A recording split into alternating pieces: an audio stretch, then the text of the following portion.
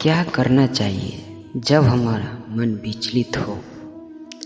ऐसे परिस्थिति में हमारे जीवन में होती है ही हमारा मन विचलित होने लगता है। कामयाब, नाकाम, सफलता, असफलता, हानि और लाभ, सुख दुख, ऐसे सामंजस्य में यह मन बहुत ही विचलित होने लगता है। महापुरुषों ने कुछ ऐसे करने की बारे में बताया है कि क्या करना चाहिए। ऐसे परिस्थिति में आज इस सतन आर्टिकल के माध्यम से जानेंगे महात्माओं ने क्या कहा और गुरु महाराजा की कृपा से मैं भी कुछ प्रश्नों का उत्तर देने की पूरी कोशिश करूँगा। रात को बिना रुके देर तक यह हमारी मन विचलित रहती है। यदि हमारा मन विचलित हो तो उस परिस्थिति में हमें क्या करना चाहिए ताकि हम अपने विपरीत परिस्थितियों पर काबू पा सके। चलिए जानते हैं कि इस आर्टिकल को पूरा पढ़ें। इस सत्संग के बाद आपको नीचे क्या करना चाहिए इसका सलूशन 30 के माध्यम से मिलेगा।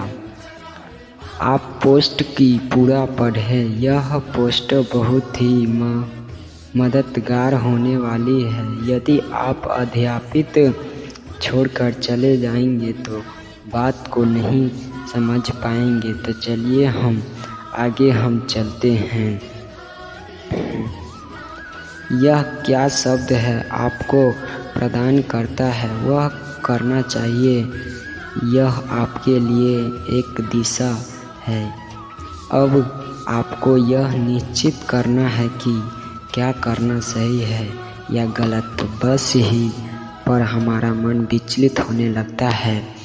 जीवन का उद्देश्य होना चाहिए कामयाबी, चाहे आप अर्थव्यवस्था को चाहे धार्मिक प्रवृत्ति की हो। हमारा उद्देश्य होने चाहिए नैतिकता के आधार पर पूर्ण कामयाबी। उस कामयाबी को पाने के लिए करना चाहिए। यह नहीं होना चाहिए कि क्या करना चाहिए तो करना है, जीवन के लड़ना है। यही हमारा मुख्य उद्देश्य होना चाहिए। हमें कोई भी काम करना है केवल अन्यायप्रिय सात्विक कर्म करके हमें इस जीवन को सफलता बना सके।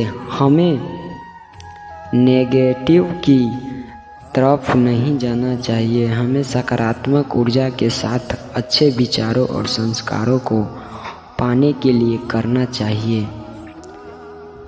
चलिए और अधिक महात्मा जी की कहते हैं, सावधान पर नहीं बैठे तो कहते हैं कि सत्संग में पहुंचकर लोगों को भी अभी तक समझ नहीं आ गई कि चुटिया लिखती है, आप हमारे माता पिता गुरु हैं, हम आपके सहारे हैं। हमारे प्रेम आपसे हो चुका है, हमें कुछ अच्छा नहीं लगता। हमारी सूरत आकाश में चढ़ा दीजिए, दर्शन दीजिए। बड़ी बेचैनी होती है। चुटकियों लिखकर और उत्तर मांगकर महापुरुषों को परेशान करते हैं।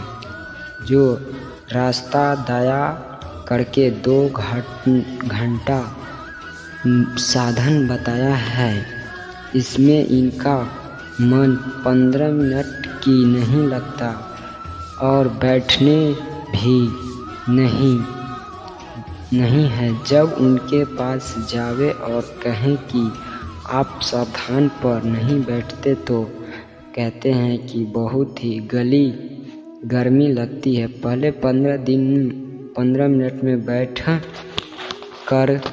करता था। हम अंतर में शब्द गुनगाहट हुआ करती थी, आगे पता नहीं चला। इस वजह से 15 मिनट बैठने भी छोड़ दिया। और आप ऐसे कृपा करें कि अंतर में एकदम सूरत चढ़ जावे और अंतर का रस पा जावे। हमारा मन विचलित होता है।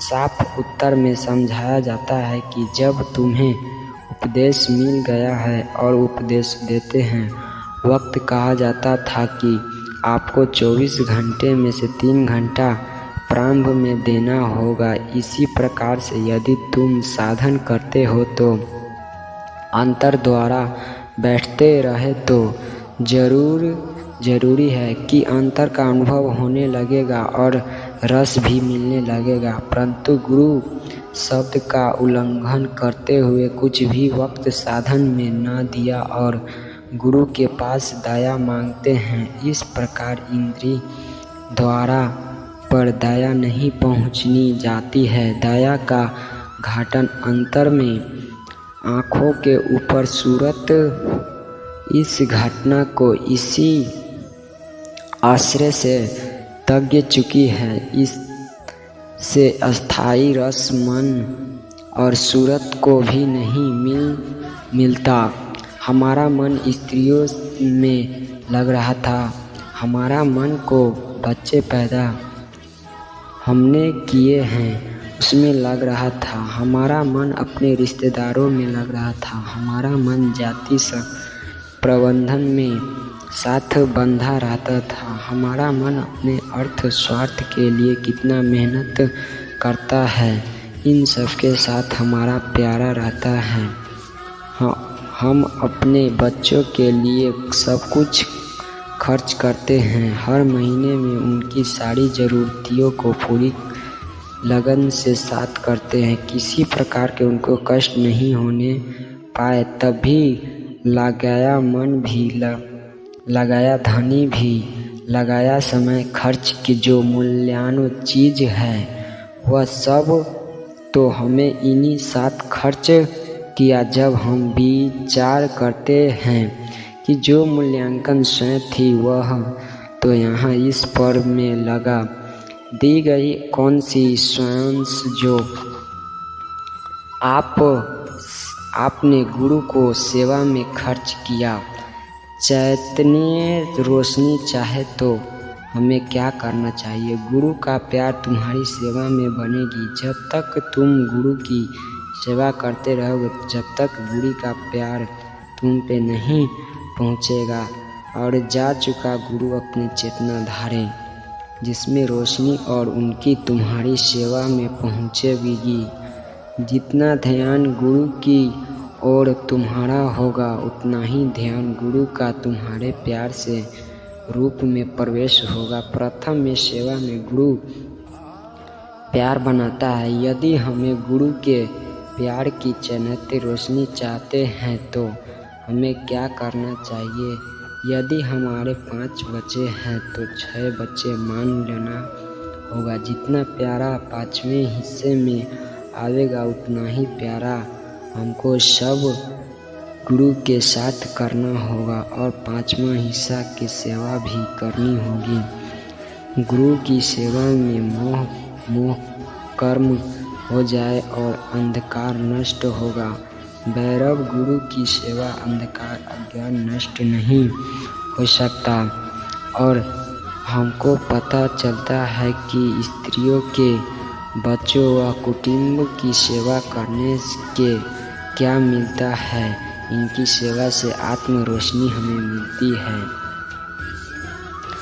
गुरु अंतर और बैठे हमें क्या करना चाहिए? जब तुलना की जावे तो गुरु को एक रत्ती भर की नहीं मानने, केवल अपने स्वभाव बस करते हैं। हमारी आदत कहने की पड़ी गई, हमें कहना छोड़ना नहीं और गुरु बनावट कर रिझाते हैं।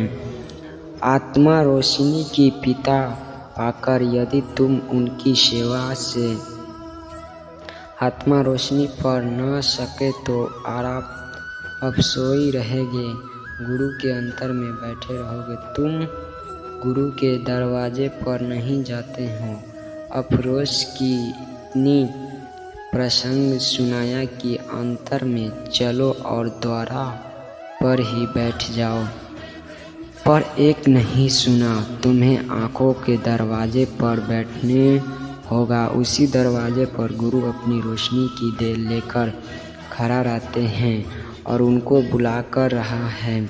यहाँ भी आवाज़ देता है कि अंतर में द्वारा पर बैठे। तुम जब द्वार पर बैठे जाते हो तो उधर से मददगार भी आ जाता है। यहीं पर ये हमारी कहानी ख़त्म होती है। अगर आपको थोड़ा सा भी अच्छा है तो प्लीज़ भाई को सपोर्ट कीजिएगा। चलिए मिलते हैं नेक्स्ट वीडियो में हम।